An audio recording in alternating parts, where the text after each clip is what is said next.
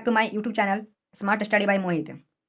आज की इस वीडियो में हम लोग पढ़ने वाले हैं how free is the press. ये आपका चैप्टर नंबर 8 है और इसमें आपकी राइटर डॉर्थी एल सीयर्स ने प्रेस के बारे में बात की है।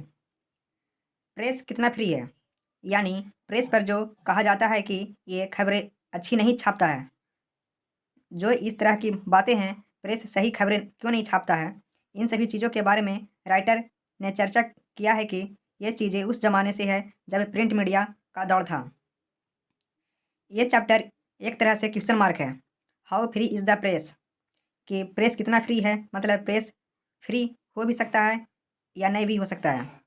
यहाँ दोनों तरह की बातें हैं जो देखेंगे इस चैप्टर में।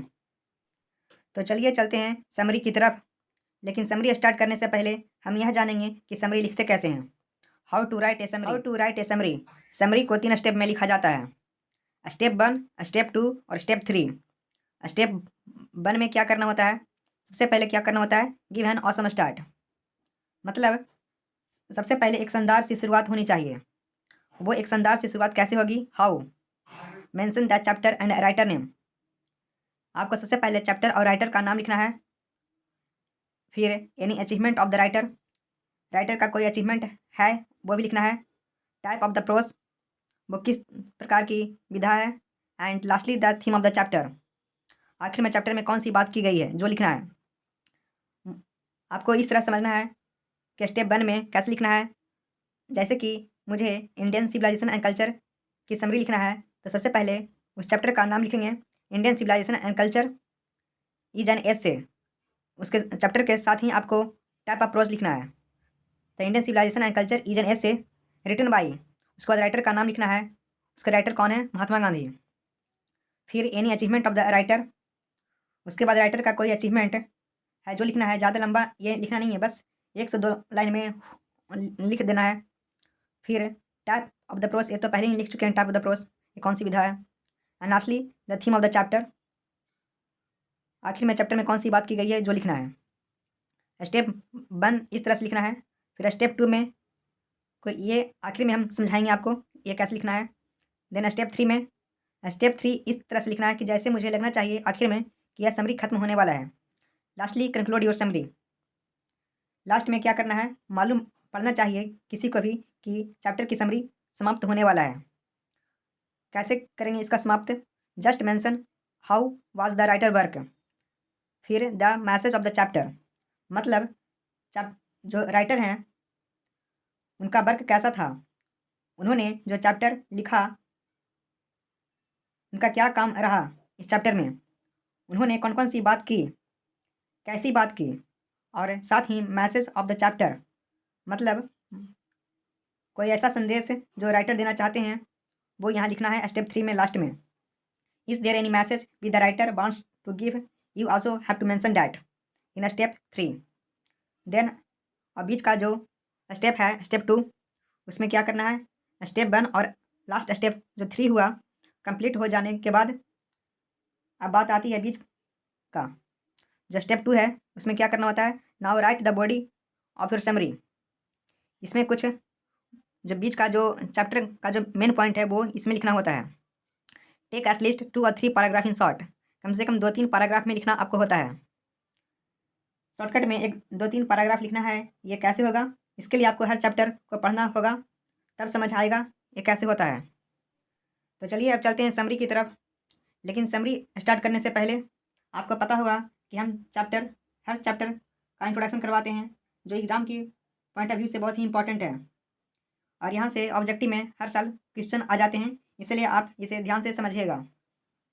और एक चीज़ और, यदि आप हमारे चैनल के लिए नए हैं तो आप इसे सब्सक्राइब करके बेल आइकन प्रेस कर सकते हैं ताकि अगली वीडियो की नोटिफिकेशन आपको सबसे पहले मिल सके। So like and subscribe this channel. How free is the press, इस चैप्टर का क्या नाम है, how free is the press. इसका प्रोस क्या है, ये कौन सा विधा है, इसको हम इंग्लिश में क्या बोलते हैं, थीम। यह एक एस्से है, मतलब निबंध है। यह प्योर क्या है, एक निबंध है। इसकी लेखिका कौन है, डॉर्थी एल सीयर्स, ये इसकी राइटर हैं। और ये कहाँ से बिलोंग करते हैं, ये इंग्लैंड से बिलोंग करते हैं। ये इंपॉर्टेंट है, इसे याद कर लीजिए। जो डॉर्थी एल्सेयर्स हैं, कहाँ से बिलोंग करती है? ये इंग्लैंड से बिलोंग करती हैं। इनका जन्म कब हुआ? 1893 ईस्वी में। और इनका डेथ कब हुआ? 1957 ईस्वी में। बॉर्न इन 1893 और dead in 1957।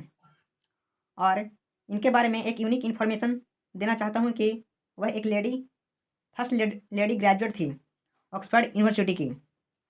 C was the first lady graduate of Oxford. आपको पता होगा कि ऑक्सफोर्ड और कैम्ब्रिज ये दोनों यूनिवर्सिटी है, ये इंग्लैंड की सबसे बड़ी यूनिवर्सिटी में से एक है। तो ये ऑक्सफोर्ड की पहली लेडी थी जिसने वहाँ से ग्रेजुएशन किया था, फर्स्ट लेडी थी ऑक्सफोर्ड की। और ये किस लिए फेमस थी? जो डॉर्थी एल्सेयर्स है किस लिए फेमस थी? डिटेक्टिव फिक्शन के लिए।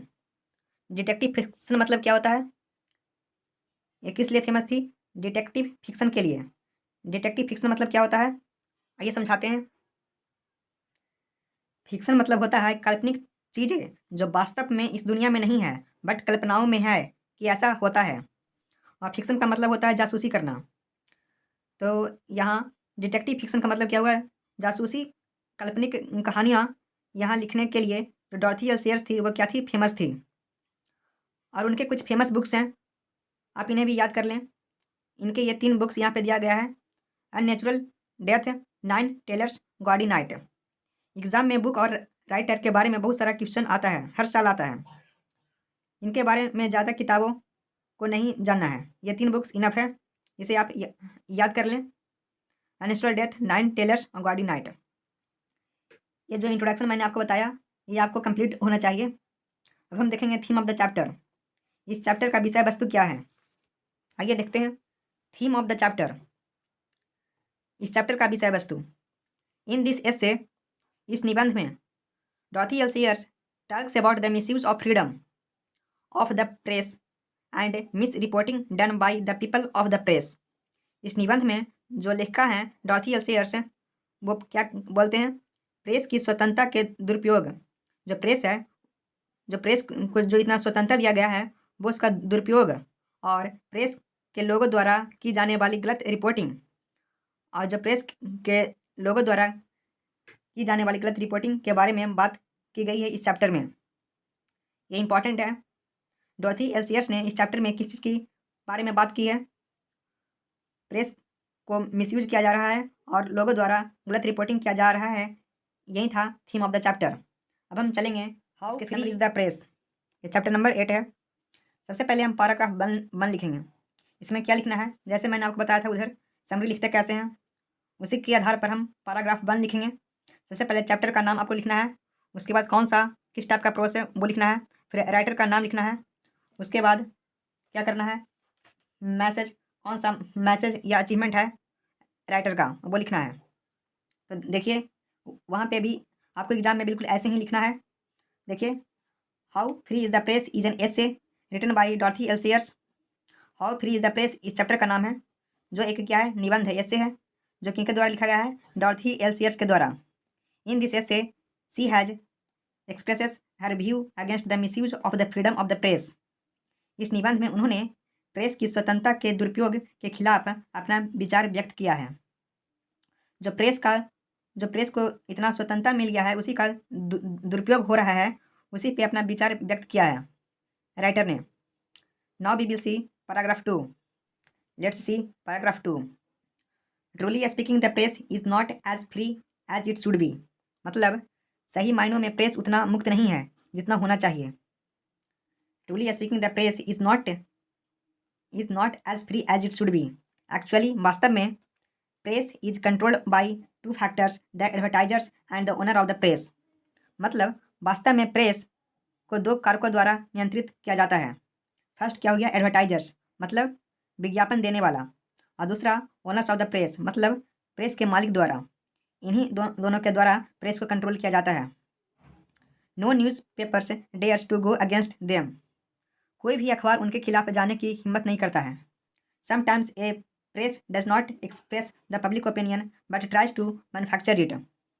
मतलब कभी कभी जो प्रेस होता है वो सार्वजनिक राय नहीं देता है, वो पब्लिक ओपिनियन उसमें प्रेस नहीं करता है, और इसी कारण इसे खुद बनाने की कोशिश करता है। जब वो पब्लिक ओपिनियन नहीं देगा तो वो क्या करेगा, अपने तरीके से वो प्रिंट करता है। Sometimes it miss represents the fact also, कभी कभी इस तथ्य को गलत तरीके से प्रस्तुत भी करता है।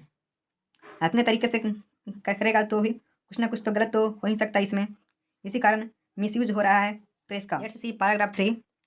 It is believed that there can be no free people without the freedom of the press. ऐसा माना जाता है कि प्रेस की स्वतंत्रता के बिना कोई भी स्वतंत्र व्यक्ति नहीं हो सकता है। The freedom of the press means freedom from direction of censorship by the government. जो प्रेस की स्वतंत्रता का मतलब सरकार द्वारा लगाए गए सेंसरशिप से स्वतंत्रता है। स्वतंत्रता का मतलब यही होता है कि सरकार द्वारा लगाए गए सेंसरशिप से स्वतंत्रता है। इन this regard British press is free. और इस संबंध में ब्रिटिश प्रेस स्वतंत्र है। किसके रिगार्ड में? इसके रिगार्ड में censorship by the government. In this regard British press is free. It can attack the political structure and interfere the foreign diplomacy too. और यह राजनीतिक संरचना पर धावा बोल सकता है। जो पॉलिटिकल स्ट्रक्चर है इस पर क्या बोल सकता है? धावा बोल सकता है कि किसके कारण? Misrepresenting of the press and interfere the foreign diplomacy too. यह राजनीतिक संरचना पर धावा बोल सकता है और विदेशी कूटनीति भी कर सकता है। It is free to do anything, मतलब यह कुछ भी करने के लिए स्वतंत्र है। And on occasion it can be a weapon to threat the government. और मौका मिलने पर यह सरकार के लिए खतरनाक हथियार भी बन सकता है। उसी चीज़ का इनका इंतजार था। And on the occasion it can be weapon to threat the government. ये क्या हो रहा है? पैराग्राफ 2, पैराग्राफ 3, पैराग्राफ 4, ये सब क्या है? समरी का क्या है? बॉडी होता है। यही चीज़ आपको हर चैप्टर से समझना होगा और लिखना होगा। पैराग्राफ 4 में क्या है? But sometimes this freedom is misused by the press. लेकिन कभी कभी प्रेस द्वारा इस स्वतंत्रता का दुरुपयोग किया जाता है। प्रेस के द्वारा इस स्वतंत्रता का क्या किया जाता है? मिसयूज किया जाता है। The writer has counted 6 ways of misreporting of press like garbling, miracle, murdering etcetera. जो राइटर हैं उनके द्वारा 6 तरीके से प्रेस को मिसयूज किया जा रहा है। सबसे पहले गार्बलिंग का मतलब क्या हुआ? जैसे कोई भी तथ्य को बदलकर पेश करना होता है, उसी को हम गार्बलिंग बोलते हैं। फिर मिरेकल मॉडरिंग का मतलब क्या हो गया? किसी को चमत्कारी बनाकर पेश करना। यही सब कुछ तरीके हैं जिनके द्वारा प्रेस को क्या किया जा रहा है? मिसयूज किया जा रहा है, उसके फ्रीडम को।